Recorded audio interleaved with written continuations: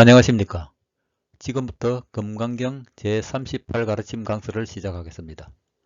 이 가르침의 제목은 외부 경계와 내면의 어떠한 형상에도 집착하지 말라입니다. 먼저 경전 내용부터 살펴보겠습니다. 수보리 야교인 이만무량 아성지 세계 7보 지용보시 수보리야 만약 한량없이 셀 수 없이 많은 세계를 가득 채운 7가지 보배로서 지니어 보시에 이용하는 사람이 있다고 하고 야규 선남자 선여인 발보살심자 지어차경 내지 사구계 등 수지독송 위인연설 만약 이 마음의 경 혹은 내 글귀로 된 개송을 받아 지니어 읽고 외워서 다른 사람들을 위해 쓰러주는 보살의 마음이라고 하는 것을 일으킨 선남자 선연이 있다면 기복성피 그 복 즉 경을 수지독송하여 위인연설한 사람의 복덕이 저 앞의 칠보로 보시한 사람이 얻는 복덕보다 더 수성하다고 하겠다. 여기서 이 경전을 받아 지내서 읽고 외우고 다른 사람들에게 쓸어주어서 얻는 복덕은 무량한 아성지 세계를 가득 채운 칠보로 보시하는 복덕보다 더 수성하다고 설하셨습니다. 이 경전을 수지 독송하는 마음을 내어서 다른 사람들에게 청정한 마음을 내도록 설해주는 복덕이 얼마나 많은지를 마무리하여 설해주는 가르침이라 할 수 있겠으며 다시 한번 강조하여 수행하는 마음이 물러나지 않도록 당부하시는 것이라 할 수 있겠습니다. 이제까지 금강경을 수지 독송하는 공덕이 그 어떠한 보배나 헤아릴 수 없이 많은 재물이나 목숨을 보시한 복덕보다 더 수성하다고 강조한 것을 다시 한번 상기해 본다면 삼천대천 세계를 칠보로 가득 채워서 보시한 복덕보다 더 수성하고 인도의 겐지스강에 있는 모래수만큼의 많은 목숨을 바쳐서 보시한 복덕과 비교하여 그보다 더 수성하다고 하였으며 여기 제38 가르침에서는 마지막으로 한량없는 아성지 세계에 칠보로 가득 채워서 보시한 복덕보다 그 공덕이 훨씬 더 크다고 설하십니다. 계속 경전 내용 살펴보겠습니다. 운하위인연설 그러면 어떻게 다른 사람들을 위해 설해 줄 것인가? 불치여상 여여부동 어떠한 외형적인 모습과 내면에서 일어나는 모습을 취하지 말고 즉 어떠한 상에도 집착하지 않으며 조금도 변함없고 흔들림 없는 여여한 상태로 마음이 움직이지 않게 해야 한다. 하이고 왜냐하면 일체유의법 여몽환포형 여로 여겨전 응장여시관 일체의 인연에 따라 일어나는 모든 모습은 꿈과 같고 헛개비 같고 물거품, 그림자와 같으며 또한 아침 이슬과 같고 번갯불 같으니 마땅히 이와 같이 관하여 보아야 한다. 여기서 어떠한 모습도 취하지 말고 여여한 상태, 즉 부동의 상태로 마음을 움직이지 말라는 의미는 모든 경계에 대한 집착을 버리고 괴로움에서 벗어나 마음이 조금도 흔들리지 않도록 다른 사람들을 위하여 법을 설하라는 가르침이라고 결론 지을 수 있겠습니다. 부동하다는 의미를 좀 더 구체적으로 설명해 본다면 제15 가르침에서 부처님의 과거 인욕정진 시절에 가리왕에게 신체의 사지가 절단되는 순간에도 화내고 원망하는 마음을 내지 않으셨던 정도로 그리고 제18 가르침에서 금강경을 수지 독송한 사람이 다른 사람에게 업신여김과 선한 대우를 받게 되어도 조금도 동요되지 않을 만큼 확고하여 마음이 움직이지 않는 상태를 부동하다고 할 수 있겠습니다. 다시 말하면 바른 가르침에 의지하여 자신에 대한 믿음이 확고하다면 세상 모든 사람들이 자신을 비방하며 흉보고 헐뜯는다고 하더라도 그것에 조금도 개의할 필요가 없다고 생각합니다. 여기서 언급된 유의법은 무의법과 대조되는 개념으로 인연에 의해서 생겨났으며 일어났다 사라지는 생멸하는 모든 법을 말합니다.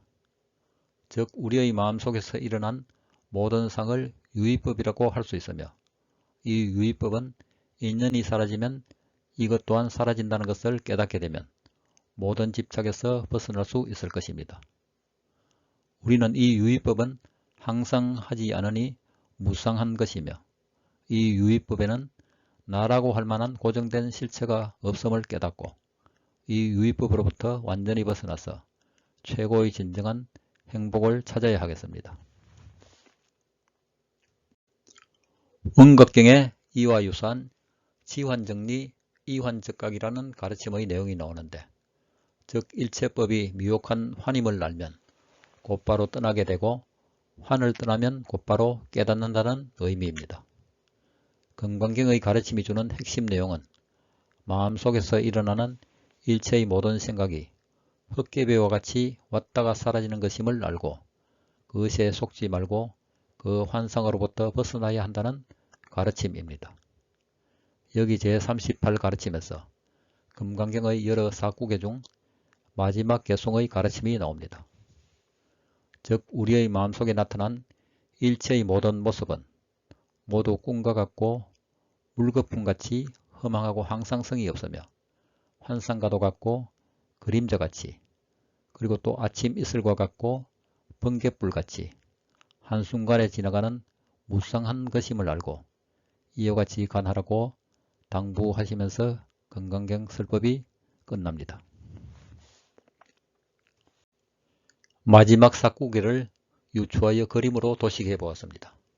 이 도식된 바와 같이 색성량 미촉법은 인연 따라 생기는 유의법으로서 눈으로 보아 생긴 형상은 헛된 꿈과 같고 귀로 들어서 생긴 소리는 헛개비와 같으며 코로 맡아서 생긴 냄새는 물거품 같고 혀를 통하여 생겨난 맛은 그림자와 같으며 몸으로 인해 생긴 감촉은 아침 이슬과 같고 생각으로 인해 일어난 인식 대상인 법은 번갯불과 같다고 본다면 이를 바르게 본다고 할 수 있겠습니다. 즉 색성량 미촉법의 모든 유의법은 인연을 따라서 생겨난 것이며 형성된 것이고 따라서 진실한 모습이 아닌 것으로서 모두 꿈과 같고 헛개비, 물거품, 그림자, 아침 이슬, 번갯불과 같다고 보아야 할 것입니다. 여기서 유의법이 꿈과 같다고 하는 것에 대하여 조금 설명을 덧붙여 본다면 깨달음의 세계에서 깨닫지 못한 중생들의 일상생활을 본다면 마치 우리의 일상에서 허망한 꿈을 꾸는 것과 같다고 비유할 수 있겠습니다.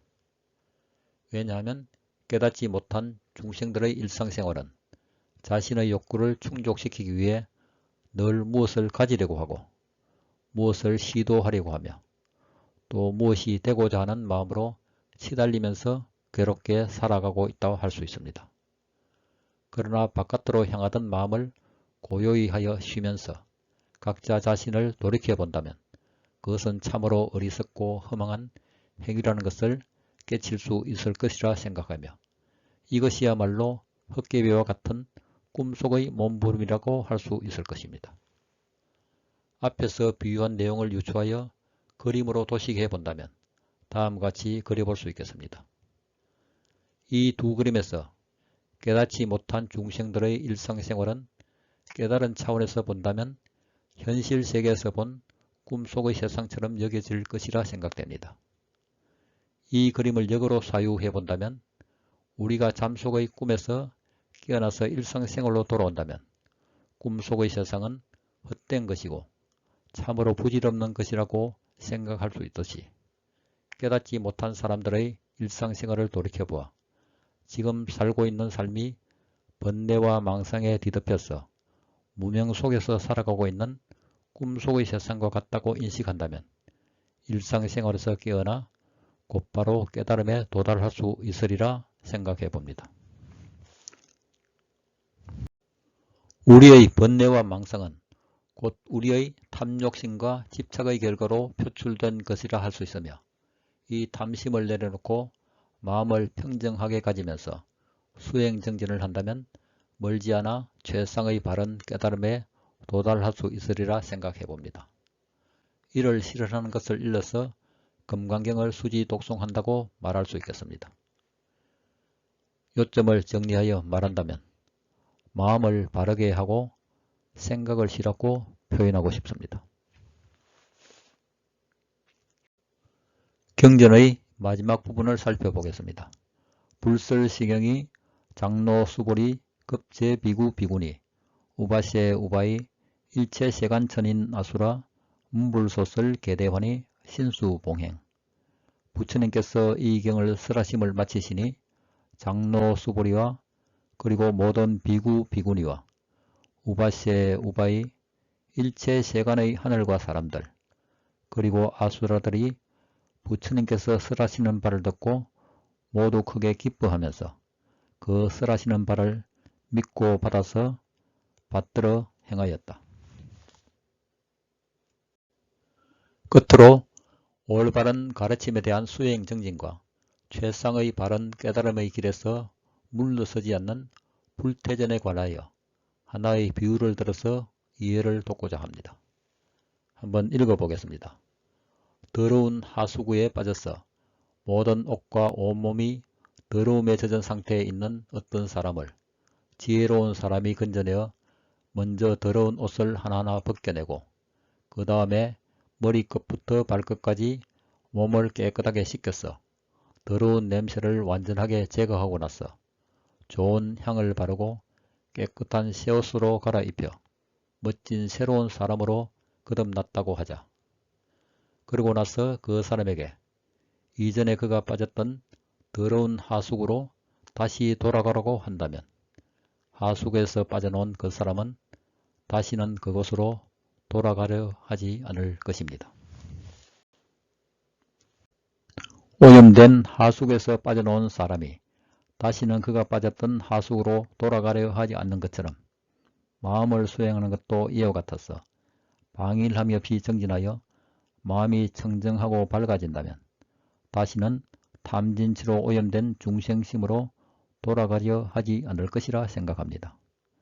왜냐하면 탐진치로 오염된 중생심은 괴로움을 불러오는 반면에 마음을 수행하여 그 결과로 청정심이 드러남은 바로 지고의 행복으로 가는 길이며 궁극에는 최상의 바른 깨달음에 도달하는 바른 길이라고 확신하기 때문입니다.